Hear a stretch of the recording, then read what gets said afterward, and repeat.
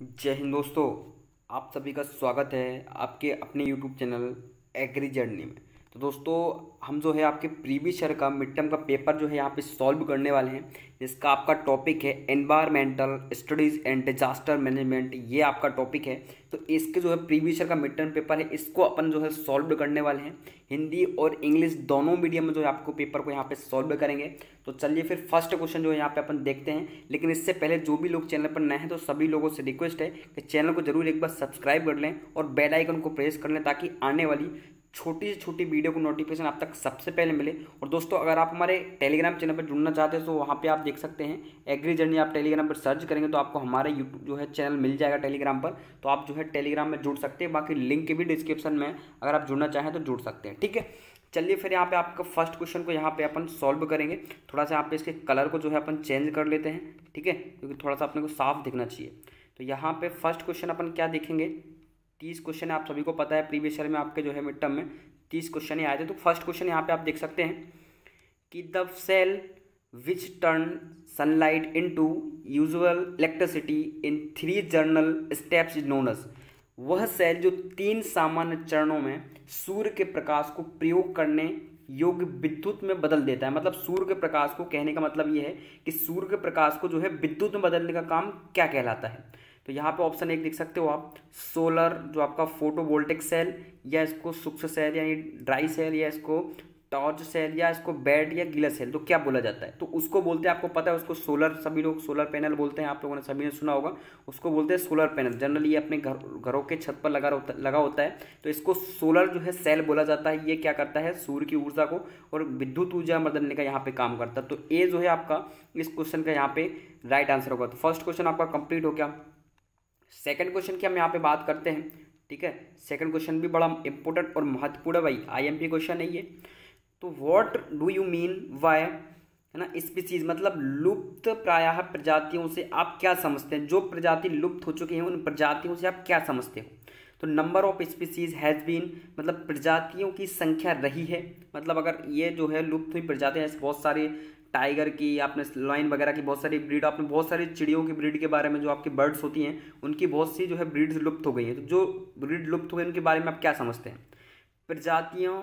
प्रजातियां अब महत्वपूर्ण स्तर तक कम नहीं पाई गई। ऑप्शन नंबर सी क्या बोल रहा है कि प्रतिबंधित क्षेत्रों के भीतर स्थित प्रजातियां। ऑप्शन नंबर डी बोल रहा है कि आवास विनाश के कारण लगातार घट रही प्रजातियां। तो यहाँ पे राइट आंसर क्या है, लुप्त प्रजातियां क्यों हुई, वो इसलिए हुई क्योंकि आवास और विनाश के कारण जो है प्रजातियां घट रही हैं। तो डी जो है आपका इस क्वेश्चन का यहाँ पे राइट आंसर होगा। ठीक है, इंपॉर्टेंट क्वेश्चन है, याद रखिएगा। क्वेश्चन नंबर आपकी थर्ड की हम बात करें यहाँ पे, ये भी इंपॉर्टेंट क्वेश्चन है। World food day is celebrated on, यानी विश्व खाद्य दिवस कब मनाया जाता है भाई। विश्व खाद्य दिवस कब मनाया जाता है, तो जो विश्व खाद्य दिवस है ये 16 अक्टूबर को मनाया जाता है। तो इस क्वेश्चन का यहाँ पे राइट आंसर क्या होगा आपका, यहाँ पे एक इस क्वेश्चन का राइट आंसर होगा 16 अक्टूबर को यहाँ पे विश्व खाद्य दिवस मनाया जाता है, याद रखना। ठीक है, अब अपन बात करते हैं आपके क्वेश्चन नंबर 4 की। तो ये भी अपने लिए बहुत ही इंपॉर्टेंट क्वेश्चन है भाई।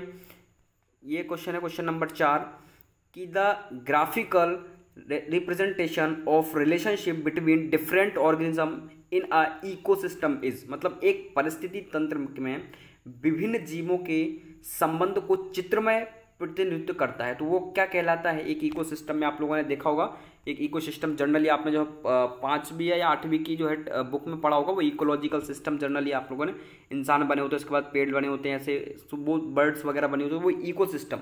तो उसको यहाँ पे क्या बोला गया है, इकोलॉजिकल पिरामिड या पारिस्थितिक तंत्र, या आयताकार या पिरामिड, या वर्गाकार पिरामिड, या यहाँ पे सर्कल पिरामिड। तो उसको क्या बोला गया है, तो उसको बोला गया है इकोलॉजिकल पिरामिड। ये इंपॉर्टेंट है, याद रखना इस क्वेश्चन को। उसको क्या बोलते हैं, इकोलॉजिकल पिरामिड, यानी पारिस्थितिक पिरामिड जो है उसको बोला जाता है। ठीक है, ये आपका यहाँ पे राइट आंसर है।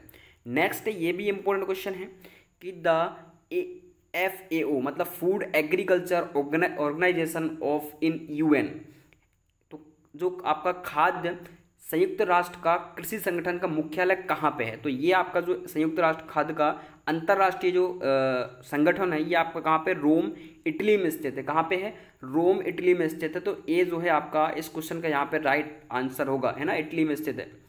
नेक्स्ट हम यहाँ पे बात करते हैं क्वेश्चन नंबर 6 की। तो क्वेश्चन नंबर 6 क्या बोल रहा है कि वह जीव जो अपना भोजन स्वयं बनाता है लेकिन पौधों या अन्य जानवरों को खाने से प्राप्त करता है, तो वो क्या कहलाता है?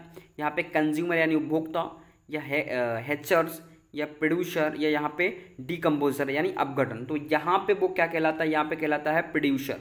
ठीक है, वो कहलाता है यहाँ पे प्रोड्यूसर। जो सी जो है आपका यहाँ पे इस क्वेश्चन का राइट आंसर है, क्वेश्चन नंबर 6 का, और ये इंपॉर्टेंट क्वेश्चन है। ठीक है, नेक्स्ट हम आपकी बात करते हैं क्वेश्चन नंबर 7 के बारे में। तो ये भी बहुत महत्वपूर्ण क्वेश्चन है भाई। Question number 7, how many biodiversity hotspot R India? मतलब भारत में कितने जैव विविधता हॉटस्पॉट हैं? कितने भाई बायोडाइवर्सिटी हॉटस्पॉट हैं? तो भारत में अभी तक फिलहाल में टोटल कितने?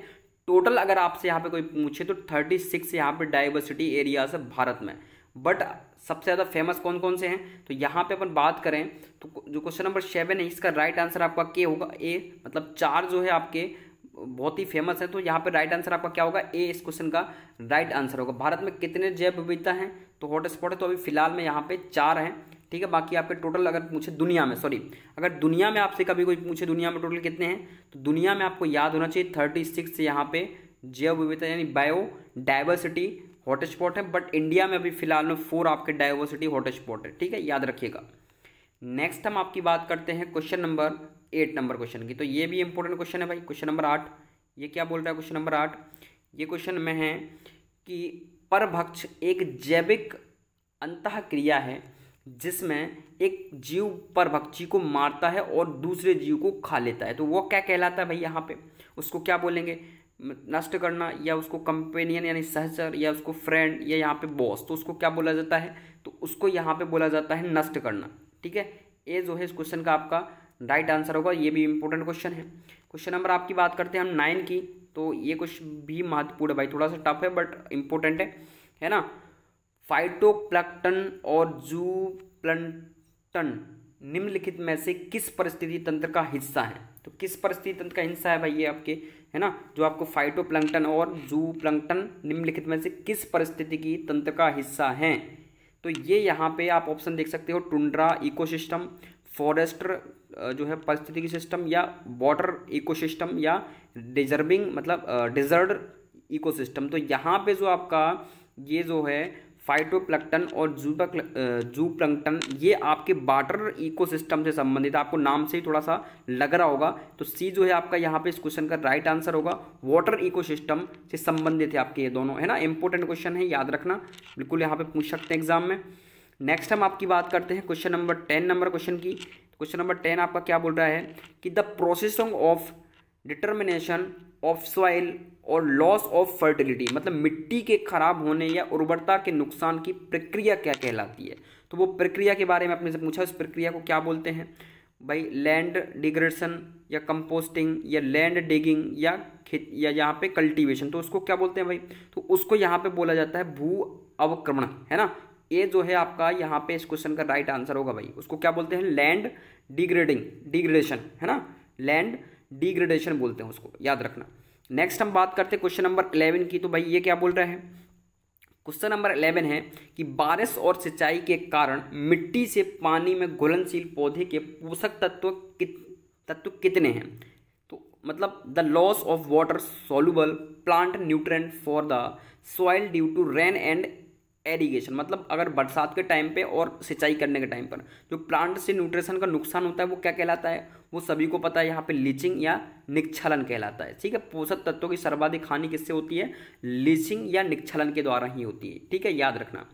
नेक्स्ट हम बात करते हैं क्वेश्चन नंबर 12 की। भाई ये भी एक जो है आपका ऊर्जा से संबंधित सिस्टम क्वेश्चन है कि the energy produced by the up and down motion of floating device placed on the surface of the ocean is known as, मतलब समुद्र की सतह तक रखे तैरते उपकरणों के ऊपर और नीचे की गति से उत्पन्न ऊर्जा को क्या कहते हैं? तो जो उत्पन्न ऊर्जा होती है उसको बोला जाता है यहाँ पे वेव पावर।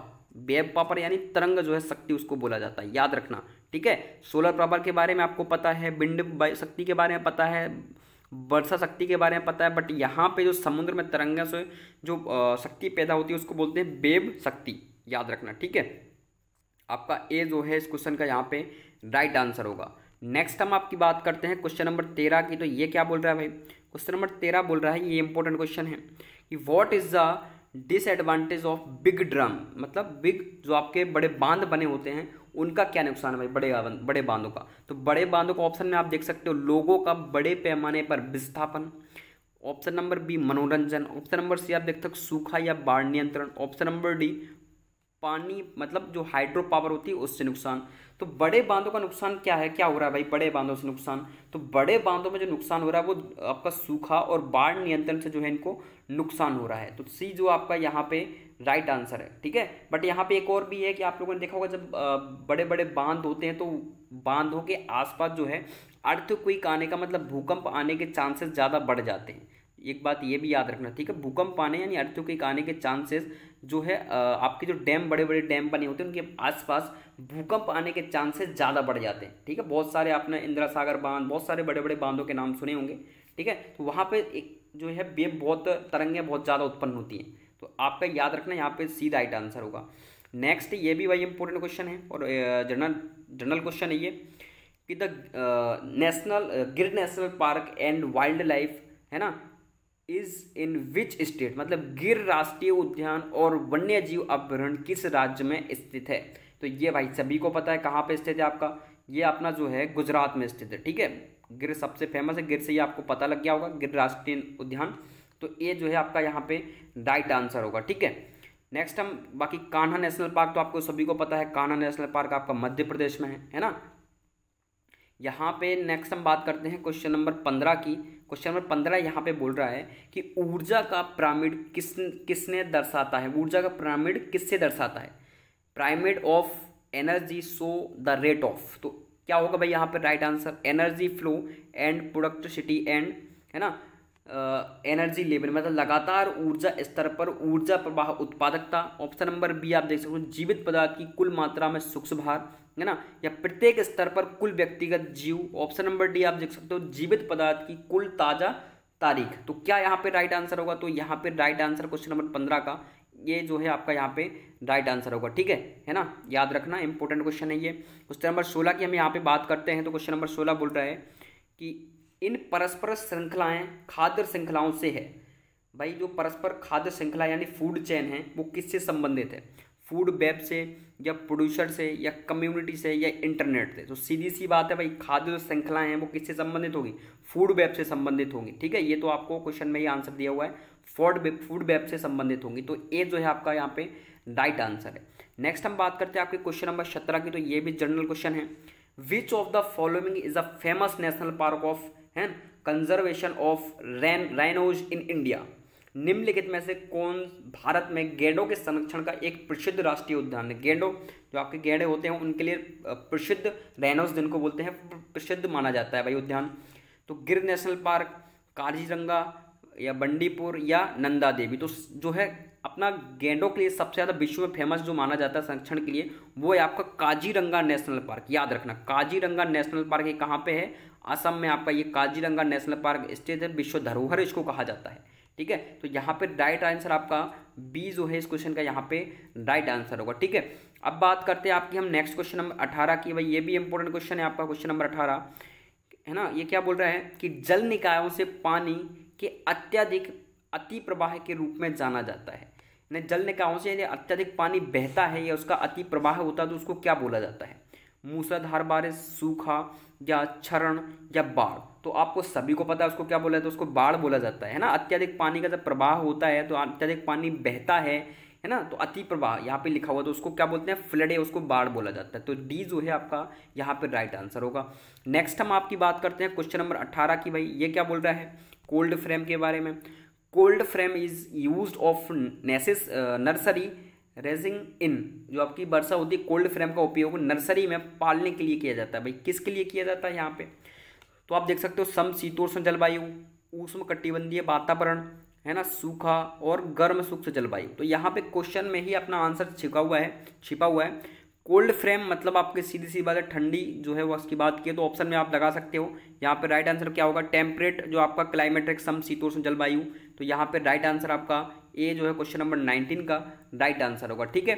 नेक्स्ट हम बात करते हैं क्वेश्चन नंबर 20 की। तो क्वेश्चन नंबर 20 का बोल रहा है the use of water flowing down a natural gradient of turn turbines of generation electricity is notes, मतलब जनरेट इलेक्ट्रिसिटी इज नोटस, मतलब बिजली उत्पन्न करने के लिए टरबाइंस को चालू करने के लिए एक प्राकृतिक ढाल के नीचे बहने वाले पानी को उपयोग को क्या कहा जाता है। जब आपको पता है हाइड्रोलिक समुद्र में जो टरबाइन से बिजली पैदा होती है तो उसको क्या बोलते हैं, उसको बोला जाता है, क्वेश्चन नंबर जो है उसको बोलते हैं हाइड्रो इलेक्ट्रिक पावर, यानी जल विद्युतीय ऊर्जा, उसको जल विद्युतीय ऊर्जा बोला था। सभी ने टरबाइन देखी होगी, ठीक है।